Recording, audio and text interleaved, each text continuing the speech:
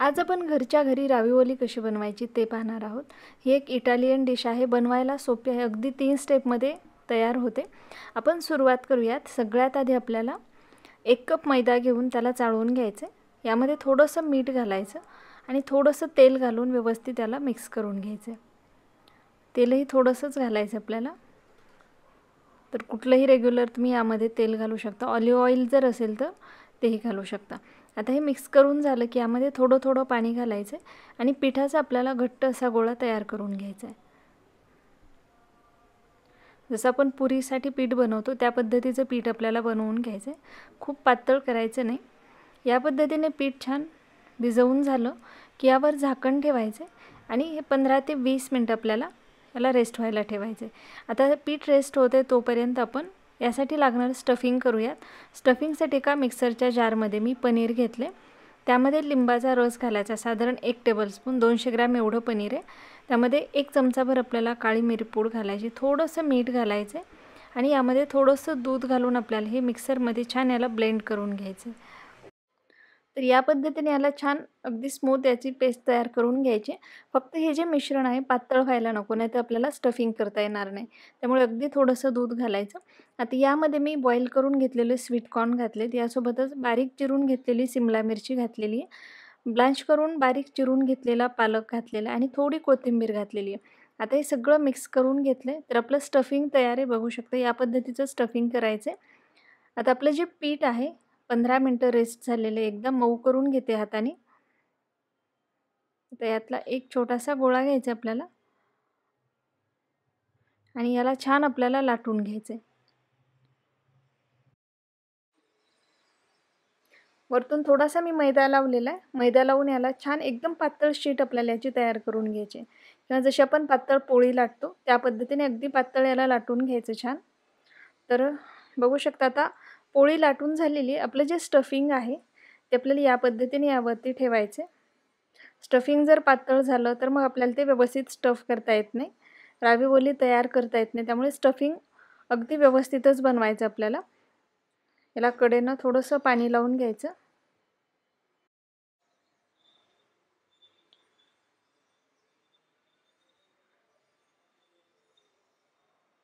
आणि या पद्धतीने आपल्याला याला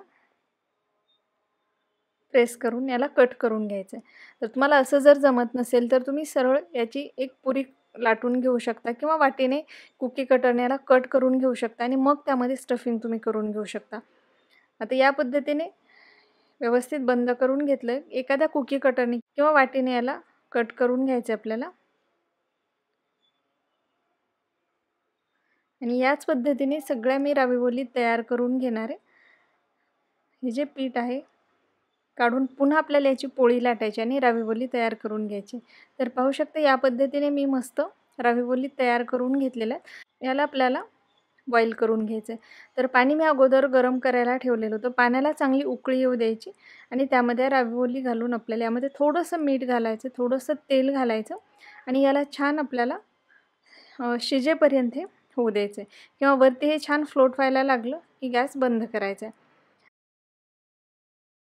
तोपर्यंत आपल्याला यासाठी सॉस बनवायचा आहे। तर त्यासाठी इथे मी गॅसवर एक पॅन गरम करायला ठेवला आहे आणि त्यामध्ये थोडंसं बटर घातलेलं आहे। आता यामध्ये मैदा घालायचा, तर साधारण 1 टेबलस्पून एवढा मैदा घालते मी यामध्ये आणि मैदा आपल्याला या बटरमध्ये छान भाजून घ्यायचा आहे। गॅसची फ्लेम कमी ठेवायची, याला सतत हलवत छान भाजून घ्यायचं आपल्याला। याला मस्त गोल्डन रंग येईपर्यंत भाजायचे। जर मैदा कच्चा राहिला तर सॉस चांगला लागत नाही, त्यामुळे मैदा व्यवस्थितच आपल्याला भाजून घ्यायचा आहे। यामध्ये मी आणखी थोडंसं बटर घातलेलं आहे।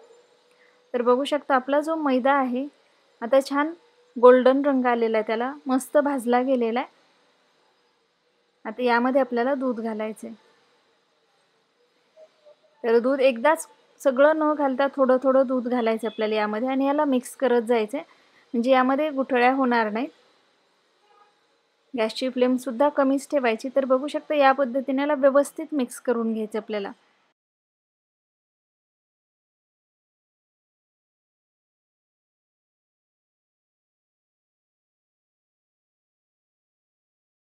व्यवस्थित मिक्स करून घ्यायचे। तर साधारण आपल्याला यामध्ये 2 कप एवढं दूध घालायचं आहे। एकदा सगळं न घालता या पद्धतीने थोडं थोडं घालून मिक्स करते मी। व्यवस्थित मिक्स करून घेतले बघू शकता। तर इथे मी 2 कप दूध घातलेले। आता सॉस बनवण्यासाठी यामध्ये दुसरं काहीही न घालता मी इथे स्मिथ अँड जोन्सचा पास्ता मसाला वापरणार आहे, ज्यामुळे आपल्याला यामध्ये दुसरं काहीच घालण्याची गरज नाही, मीठसुद्धा घालण्याची गरज नाही किंवा लसूणही घालण्याची गरज नाही। फक्त हा मसाला घालायचा। तर 2 पॅकेट घातलेला आहे मी मसाला 2 कप दुधासाठी आणि याला व्यवस्थित मिक्स करून घेतले। तर यामुळे आपला जो सॉस आहे खूप टेस्टी होतो। आता याला आपल्याला 2 मिनिटं शिजवून घ्यायचे।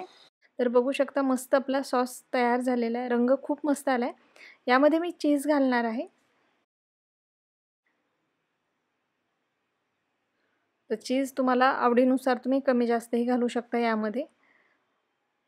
तर या पद्धतीने ग्रेट करून घेतलेला आहे, मिक्स करून घेऊयात। तर बघू शकता मस्त आपला सॉस तयार झालेला आहे, टेक्स्चरही पाहू शकता परफेक्ट आलेले। आता आपलं दुसऱ्या बाजूला पण जी राविओली शिजण्यासाठी ठेवलेली होती व्यवस्थित शिजली गेलेली आहे, पाहू शकता वरती पाण्यावर छान फ्लोट होते। या पद्धतीने काढून घ्यायची आपल्याला आणि सॉसमध्ये याला घालायचं आहे।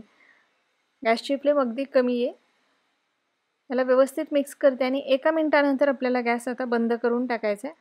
गॅस बंद केलेला आहे। वरतून मिक्स हर्ब्स घालते जे ऑप्शनल आहेत। यासोबतच मी यामध्ये थोडी चिली फ्लेक्स घालते। तर पाहू शकता मस्त आपली राविओली तयार झालेली आहे। तर बनवायलाही सोपी आहे आणि खायला खूप जास्त टेस्टी लागणारी आहे। तर करून पहा व्हिडिओ। जर तुम्हाला आवडला असेल तर व्हिडिओला लाईक, शेअर आणि चॅनलला सबस्क्राईब करायला विसरू नका आणि सगळ्यात महत्त्वाचं म्हणजे तुमच्या कमेंट्स नक्की कळवा।